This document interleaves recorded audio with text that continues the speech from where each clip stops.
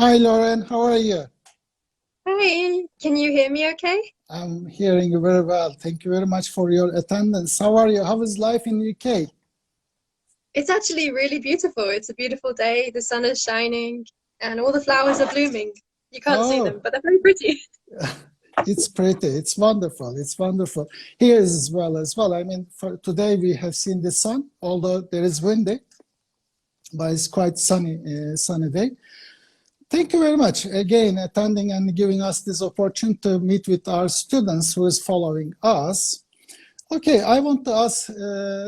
I want to start with the about Durham University. When was it established and how? What is its age and where is located? Could you give us a little bit information? Good questions. So Durham was originally founded in 1832. So that makes it around Oh, about the third oldest in England, which is quite oh, cool. very good, The very city good. itself is much older. So there are parts of the city, the castle and the cathedral, that are about 1,000 years old. So the city is much older. And it's Okay, located in the north, so up towards Scotland. We're about okay, 3 hours by train from London and okay, about less than 2 hours from Edinburgh. So it's a really okay. beautiful part of the country too. Very, very nice located. As far as I remember, part of the Harry Potter movies shoot in that university. Am I right? Yeah, the cathedral is huge and it's a beautiful building.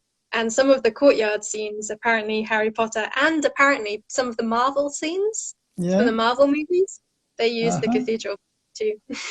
Oh, excellent. Okay, could you tell us about ranking? How is Durham's ranking internationally and nationally? Yeah, so I mean, a lot of it depends on exactly which table you use, but we're ranked very Mhm. highly in pretty much all of them. So at the moment for 2020, we're ranked 78th in the world in the QS World Rankings, Mhm. and we're fifth in the UK. Excellent. Currently, 17 of our subjects, so the individual subject rankings, 17 of them are in the world top 100, and that includes three in the world top 10. Okay. So quite high.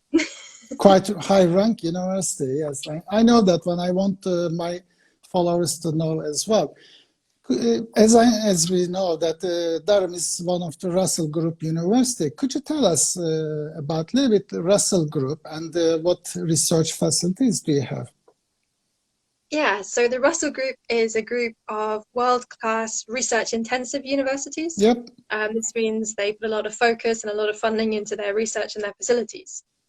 This means that a lot of the people who are teaching, the academics at Russell Group universities, are also Hmm. doing their own research. So what you're learning is very much kind of the cutting edge of that particular subject. It also means that we expect quite a lot from you.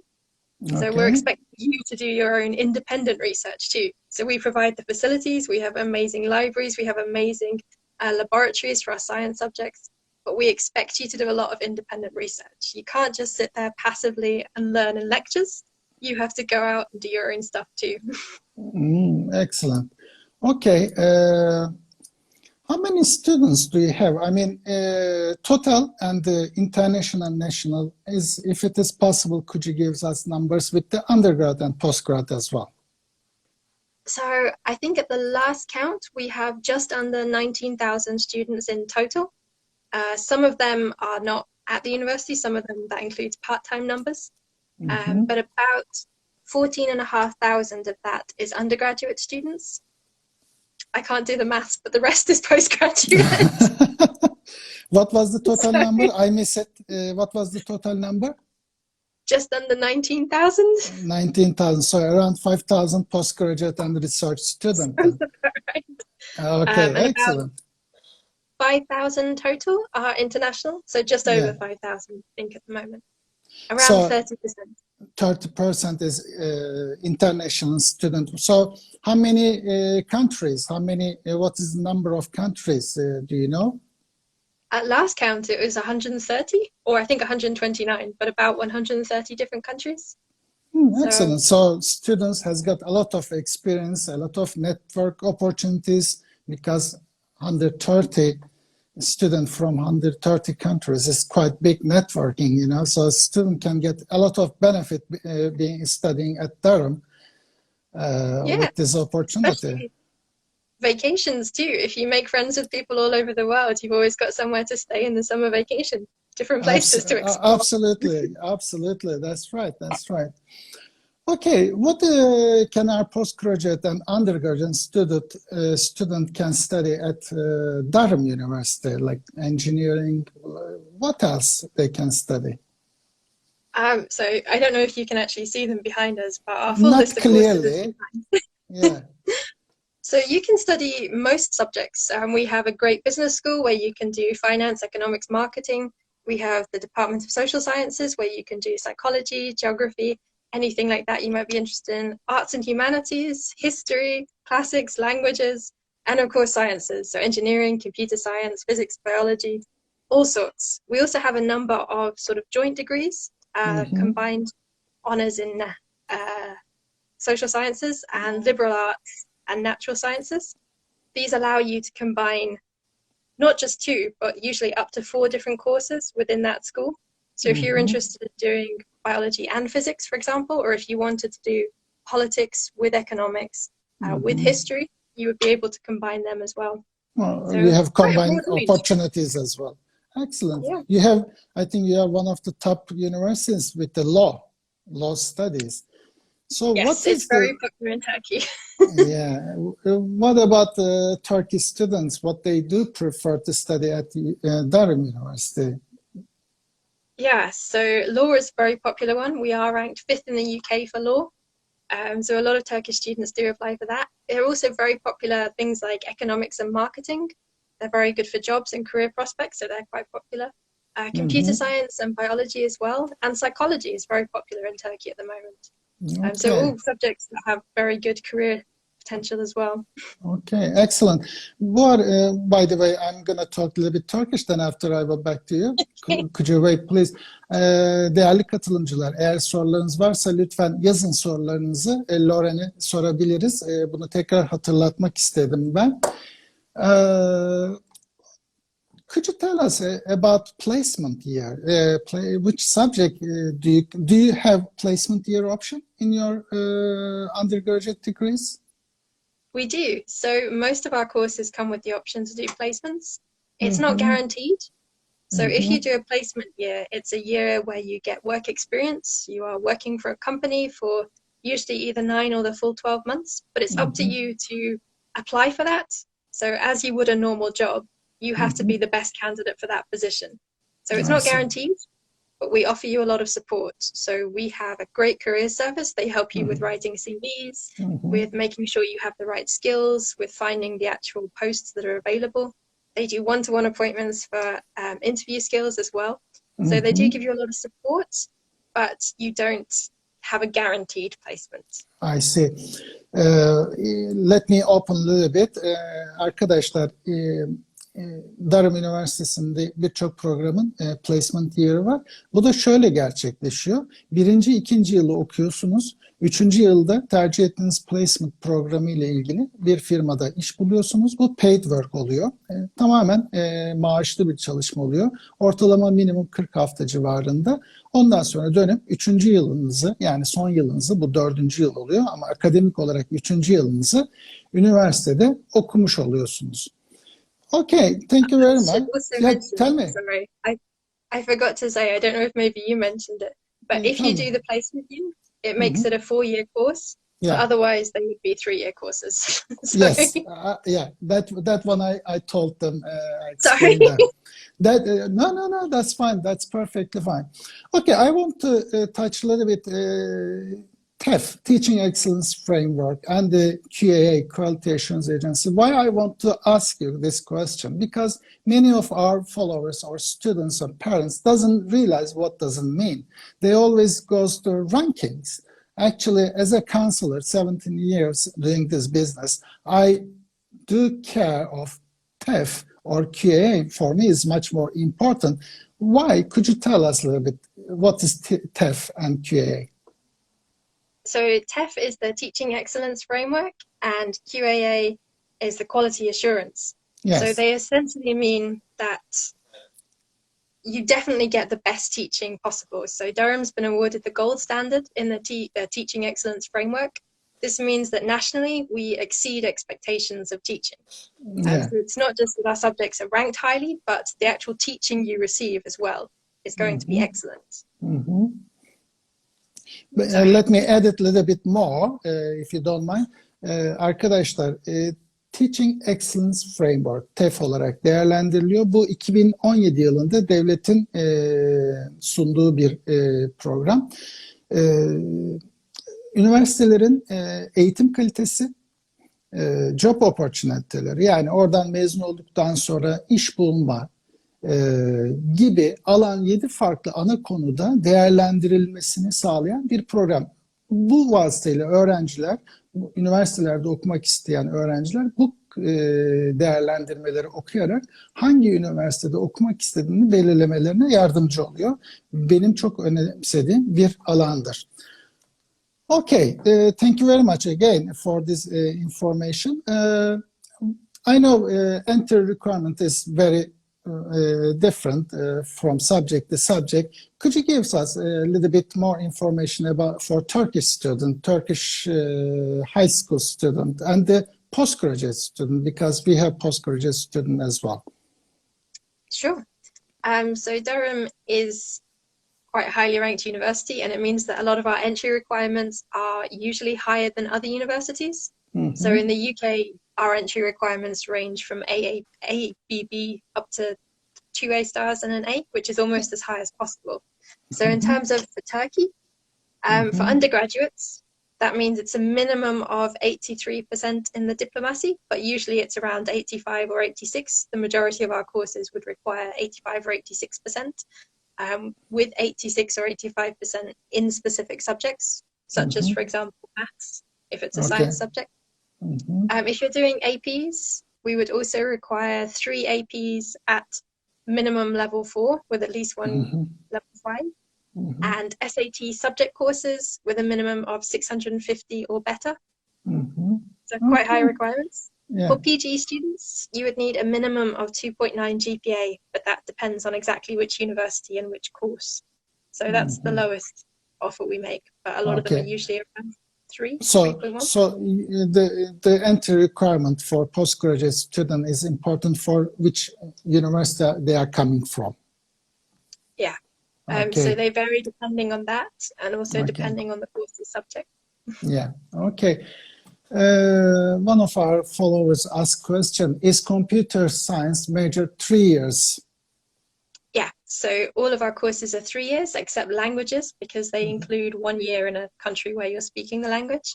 And if you do a placement year, that would also be an extra year. So all the other courses generally are 3 years in the UK for undergraduate. For undergraduate, yes. Nazlı Hanım'ın sorusunu da cevaplamış olduk. Fatih Bey'in bir sorusu var.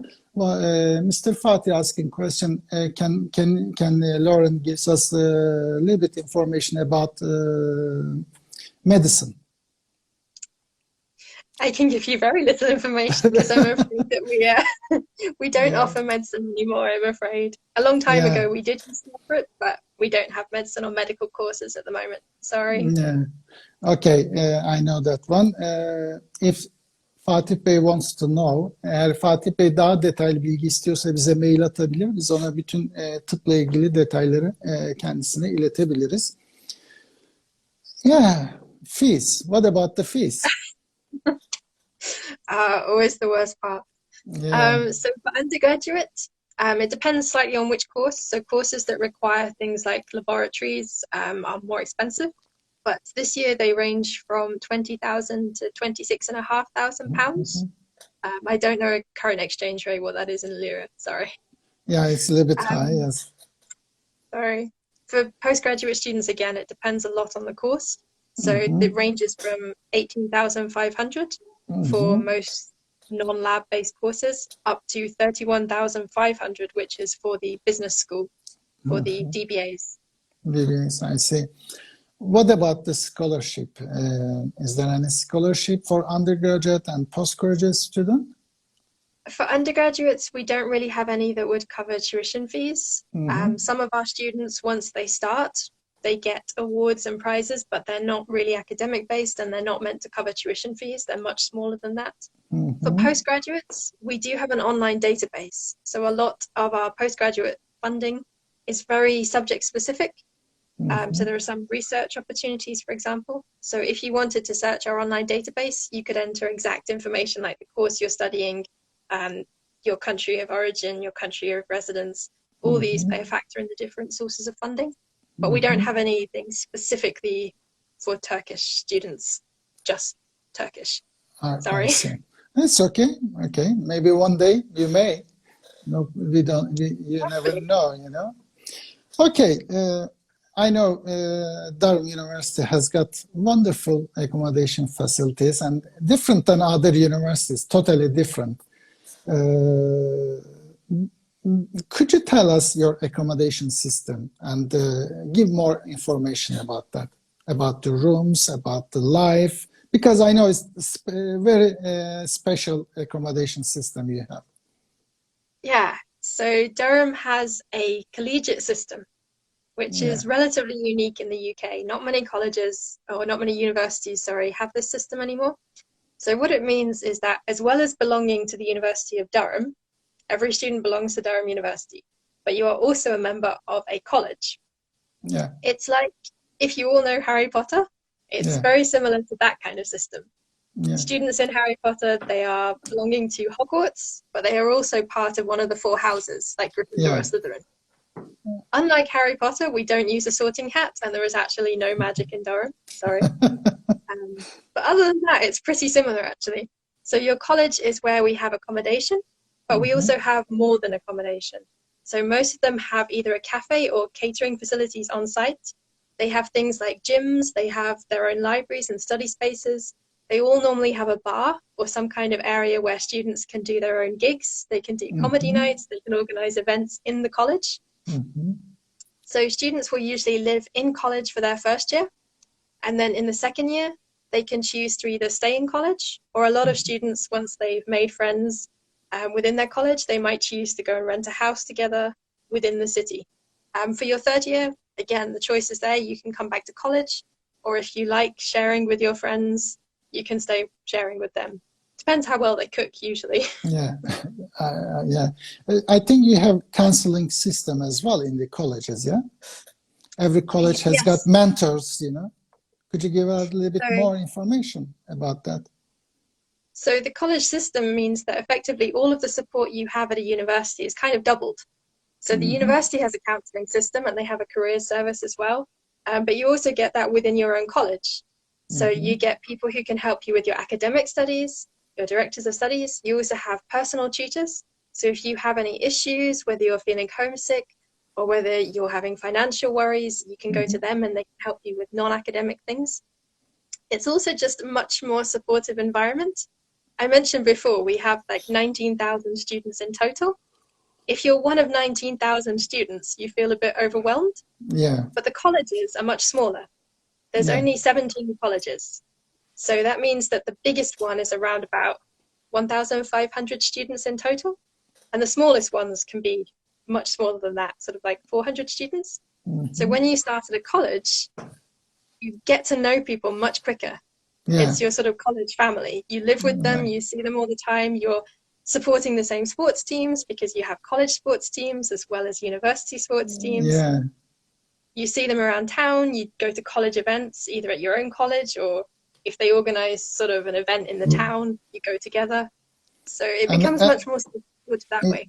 Yeah, and also very great network opportunity. If they, even if, as far as I know, even if they graduate from the university, they have still keep in touch with their college mates or whoever graduate from there, they can contact with them. Am I right? Yeah, so you're a member for life. For life, yeah. Quite a lot of former students become mentors for their college.